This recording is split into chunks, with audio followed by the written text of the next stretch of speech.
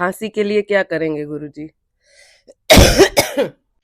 खांसी को 3 दिन में ठीक करने के लिए 20 ग्राम लौंग, 20 ग्राम हरी वाली जो इलायची होती है, छोटी वाली इलायची, उसको तवे पे धीमी आंच पे हल्का सुनहरा करके भून लेना है।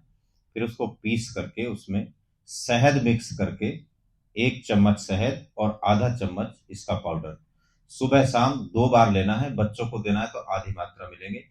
3 दिन में आपकी खांसी ठीक हो जाएगी। रोज इसका सेवन करना है।